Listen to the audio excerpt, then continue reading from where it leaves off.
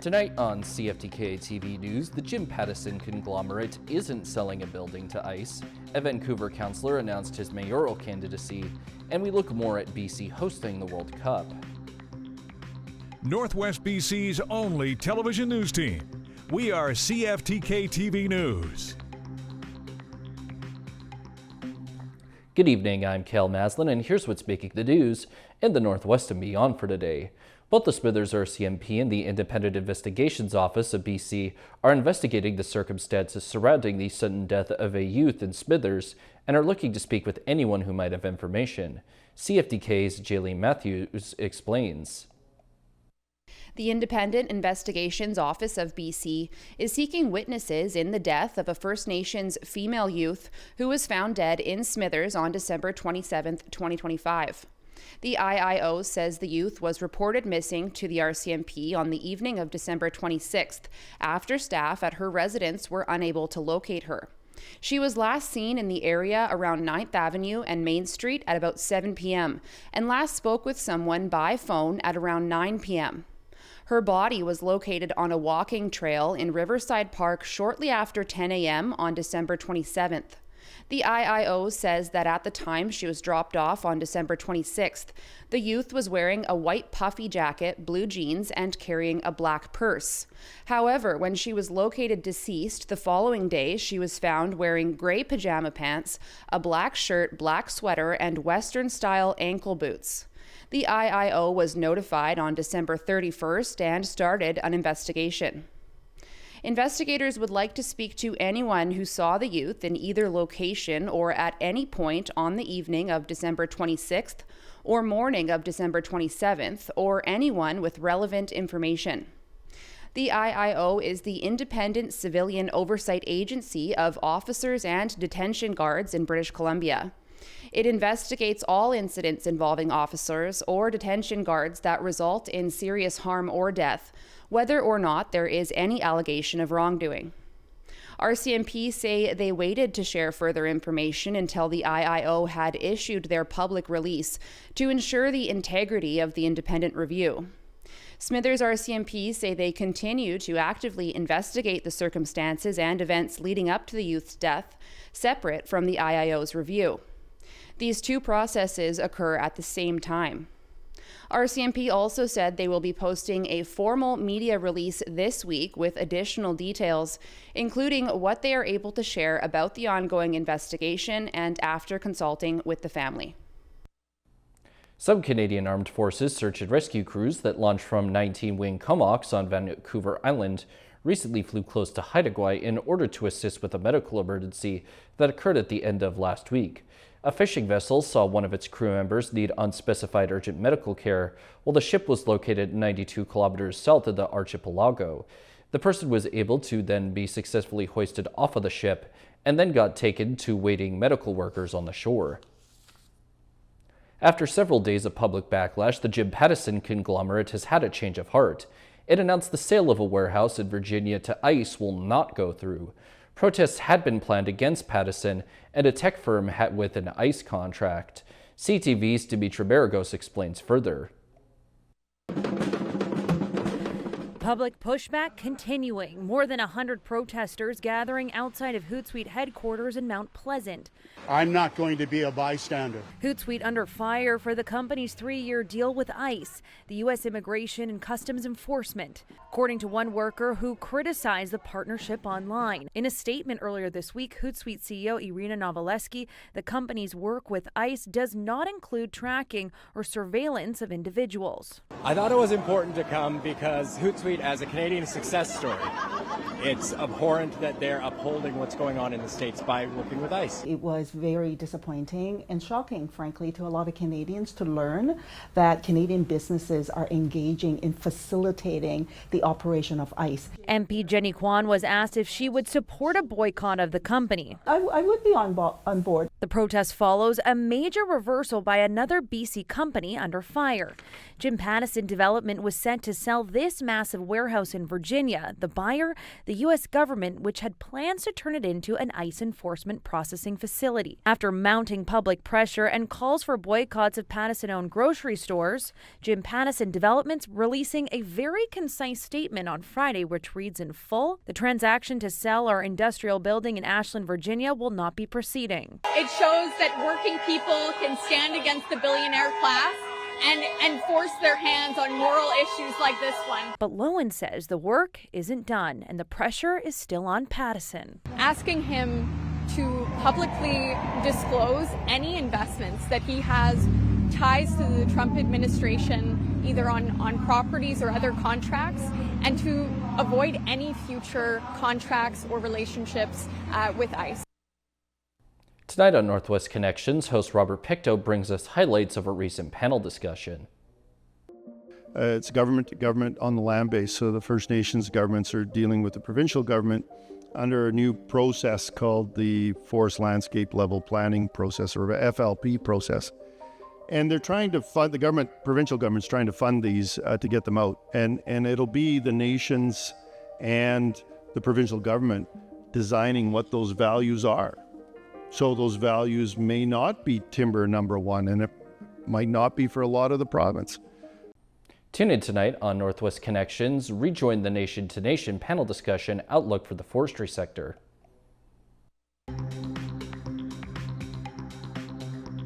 Coming up next, a dog owner is providing a warning to other pet parents. After months of speculation, Green Party councillor Pete Fry is making a run for the Vancouver mayor's chair in the upcoming civic election in October. The two-term councillor feels confident he has what it takes to dethrone incumbent Mayor Ken Sim. CTV's Ben Nesbitt has more. I'm announcing today that I'm intending to run for mayor. Yeah! As his second term on Vancouver City Council nears the end, Pete Fry is taking a run at the big chair. I believe in this city and the power of the city and the people of this city and our ability and potential for greatness. Fry, who was first elected in 2018, was officially endorsed by the Green Party to run for mayor back in October. This marks the first time in the Vancouver Greens' history that the party has had a mayoral candidate on the ballot. Fry, who's one of the current mayor Ken Sim's loudest critics, says he hopes to bring a more team-based and transparent approach to City Hall. The winner-takes-all style of politics in the city of Vancouver has been failing us. I believe that there's an opportunity for a more collaborative style of leadership. Fry now joins a growing field of mayoral candidates, including Sim, Karima Lam with the Vancouver Liberals, and Rebecca Bly with Vote Vancouver. You have an opportunity, if you're Pete Fry, to try to coalesce some of those progressive forces. This political commentator says the left-leaning parties not working together could be costly for all of them. You run the risk of having the anti-Ken Sim vote all over the place, which might allow Ken Sim to win the mayoral election with, let's say, 32% of the vote. Fry said he's had some talks with the other candidates about a unified approach, but feels he's the one to lead the charge. I do believe that I have the experience and the citywide reputation to carry this, and that's why I'm putting my name forward. Fry says he'll be releasing his campaign platform in the near future. Ben Nesbitt, CTV News, Vancouver. The World Cup is just months away, and with soccer fans around the world punching their ticket to Vancouver, the price tag to host the games remains in question. CTV's Craig Krause spoke to Canada's Secretary of Sport as BC prepares to host the World Cup. Work is underway inside BC Place as the clock outside ticks down to the opening FIFA World Cup match on June 13th. We're so stoked to be able to host 13 matches of the world's biggest event. And, obviously we've got to invest in our infrastructure to keep it up to date. Canada's Secretary of Sport, Adam Van Koeverden, was in Vancouver Friday, taking in the renovations to the stadium and other improvements as the country prepares to welcome the world. Preparation that comes with a price tag. The province projects costs have risen to nearly $600 million, more than double the initial estimates from 2 years ago. That was back in 2024. Recent provincial estimates show planning, staging, and hosting the 7 matches in Vancouver range between $532 million and $624 million. So we asked Van Koeverden where the number stands. Well, in my meetings today with Vancouver and British Columbia officials, we're highlighting the federal contribution, which currently stands at about $320 million. And, we know that things get more expensive, and when we invest in, $2022, $2026 are different because of inflation. So we're keeping up with the costs. Referring to this as an investment for the future, estimating this year alone, the Games will bring in a $2 billion GDP boost, along with thousands of jobs being created. The province confirming Friday that the net cost is between $85 million and $145 million after revenue generated. Vancouver alone is expected to see 350,000 fans flood the streets. And with concerns around ticket prices and access to games, a motion will go to council next week for BC Place to be open on non-match days for people to watch games from other host cities, along with the Peony Amphitheatre at no cost. A gesture, as taxpayers are footing much of the bill. Craig Crow, CTV News, Vancouver. A teacher in Delta is warning other dog owners after her pooch ingested an illicit drug while out for a walk. Veterinarians say it's a common problem, and there are signs pet owners can watch for that are red flags for drug poisonings. CTV's Shannon Patterson has the story.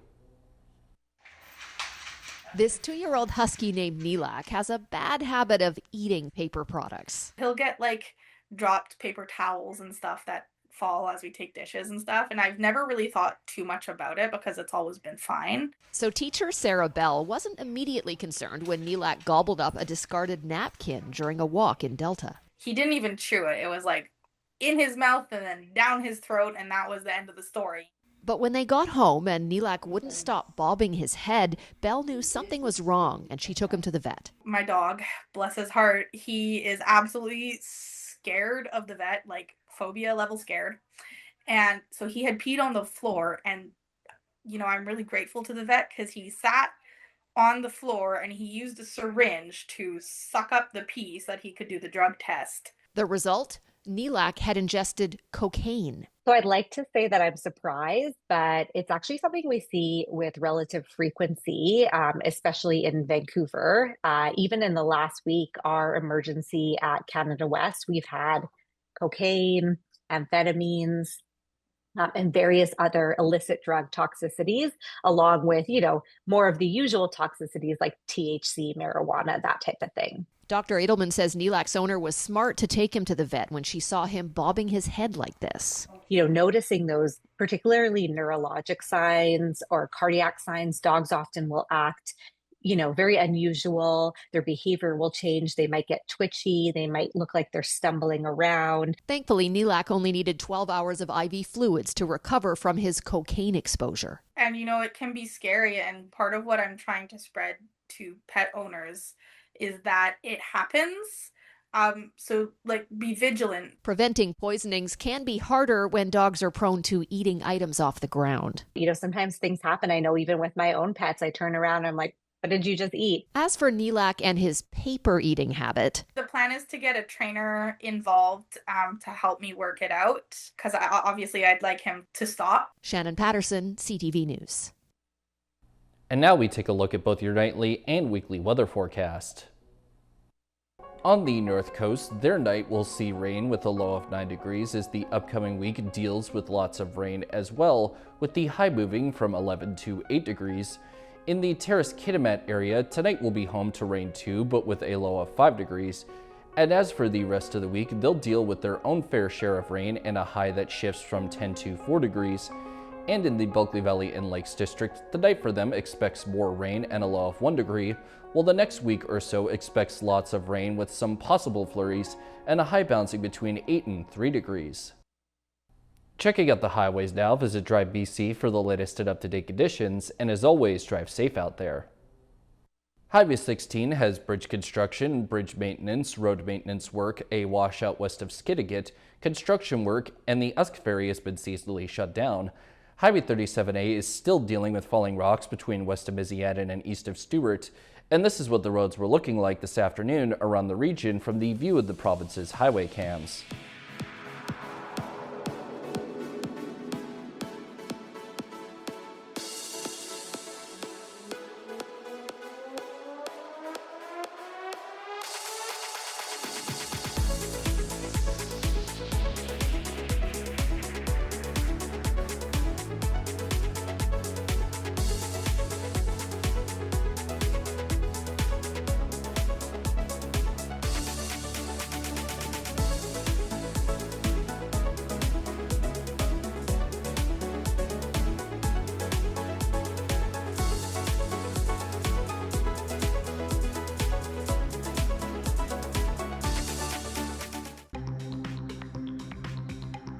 Still to come, Bombardier shares had a big drop after Donald Trump made new threats. Welcome back. Bombardier shares nosedived following a new threat from the U.S. president over certification and tariffs. Shares for the Canadian-made aircraft dropped as much as 9% at one point. CTV's Mike LeCouture has more. Bombardier's Global 8000 is billed as the world's fastest civil aircraft since the Concorde, but it could be grounded in the U.S. as President Donald Trump targets the Quebec company as apparent retribution over the certification of an American jet in Canada. On Truth Social, Trump wrote the U.S. was decertifying their Bombardier Global Expresses and all aircraft made in Canada until such time as Gulfstream, a great American company, is fully certified. Gulfstream is a direct competitor of Bombardier, and industry experts point out there are reasons Canada has been holding off. The U.S. has certified the Gulfstream 700 and the 800 with exemptions to look at that aircraft not being certified for very cold weather operations because of fuel line problems. In response to the threat of decertifying Canadian aircraft, Bombardier said in a statement, thousands of private and civilian jets built in Canada fly in the U.S. every day. We hope this is quickly resolved to avoid a significant impact to air traffic and the flying public. But it remains unclear if the U.S. president even has the authority to decertify aircraft. The only way that the type certificate can be revoked is if there is a safety issue with the aircraft. Now, this is just the latest salvo in the ongoing trade war, which has seen Trump ramp up his rhetoric against Canada following the Prime Minister's visit to China. You can't look at China as the answer. In a statement about the threat, Minister Steve McKinnon said Transport Canada officials are in communication with their U.S. counterparts, and the Canadian government is actively working on this situation. Mike LeCouture, CTV News, Ottawa. All the excitement surrounding heated rivalry is showing no signs of slowing down. The Canadian show starring BC's Hudson Williams is getting very special attention in our nation's capital. CTV's Rachel Aiello explains. The breakout Canadian star of Crave's original hit series Heated Rivalry was back on home ice. Hudson, how are you feeling tonight? Hold on, don't ask questions. Hudson Williams hit the red carpet at a major media industry conference in his character Shane Hollander's hometown of Ottawa. Embracing the show's soft power. How's that for soft power? Okay, this is soft. This is true soft power. Prime Minister Mark Carney. Congratulations on creating a story that has struck a chord with so many across this country, around the world. Because of you, cottage season will have a whole new meaning this summer. He may not be the most sociable. The drama about a pair of pro hockey players, rivals on the ice and out of their skates, secret lovers, is a Canadian production to its core. From most of the cast and the soundtrack to the product placement. I think, we've set the bar very high, but we've shown to people that it is achievable. In just 2 months, Heated Rivalry has become the most watched and rewatched original series produced by Crave, a subsidiary of Bell Media, which also owns CTV, with fans around the world celebrating the show for casting hockey and queer joy in new light. It's just showing that because of the investment in culture, you get to have a heated rivalry. And without that, you probably wouldn't have it. While those behind the show say they couldn't have imagined the response, they're ready to score their next homegrown hit. We're going to continue to and elevate, making big, making bold, making authentic, not shying away from specific, not shying away from big C Canadian content. And now we turn our attention to how the stock markets are looking as of today compared to the end of last week. The Canadian dollar is down 62/10 of a cent, the price of gold is down $92.50, oil is down $3.07, natural gas is down $1.11, aluminum is down $214, in Toronto the TSX is up 260.36 points, the Venture Index is down 20.41, in New York the Dow Jones is up 515.19, and NASDAQ is up 130.29. Still ahead, we look back at the life of Catherine O'Hara.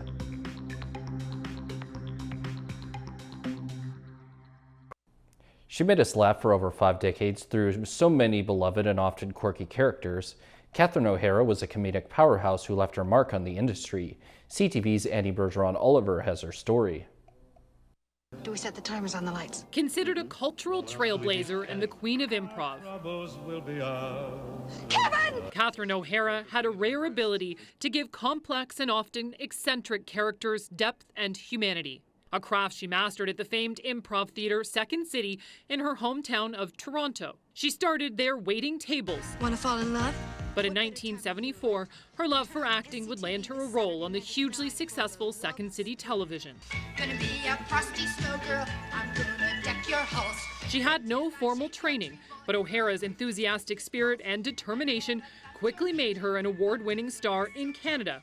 If you don't let me gut out this house and make it my own, I will go insane and I will take you with me! Propelling her to international fame with roles in hit movies from Beetlejuice What the? Are you all right? to the mockumentary comedy film Best in Show. I sense there's something in the wind. And the cult classic animated movie The Nightmare Before Christmas. My bag! It's gone! But one of the roles she's best known for, Moira Rose in the hit show Schitt's Creek.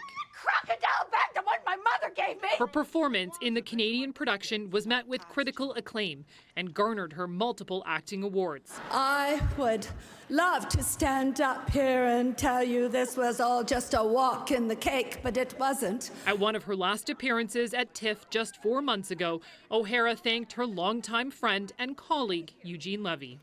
When I think of my happiest days in this adventure and show business, I realize most of them have been with you. An adventure in show business that spanned more than 50 years. O'Hara was 71. Annie Bergeron-Oliver, CTV News, Ottawa. A man was arrested in Nanaimo after allegedly trying to steal from a local store, then fleeing onto a moored tugboat and barricading himself inside. Mountie Say staff at Thrifty Foods in the Port Place Mall reported that a suspect threatened them while he was confronted while trying to leave with unpaid merchandise. The man was then spotted boarding a moored tugboat nearby, and officers set up containment while police dog teams, emergency response teams, and negotiators worked to resolve the situation. The standoff ended about 3 hours later when the suspect was arrested and charged with break and enter. A fire at a Vancouver Island marina destroyed 3 luxury yachts. Firefighters in Sydney say a fire broke out Sunday at the Van Isle Marina with plumes of smoke visible from several kilometers away. Crews say they managed to knock the fire down in about 90 minutes, but 3 power yachts were lost and sank, while an unknown number of vessels suffered fire, smoke, and water damage. That's all our news for now. For CFTK-TV News, I'm Kale Maslin. Thanks for watching.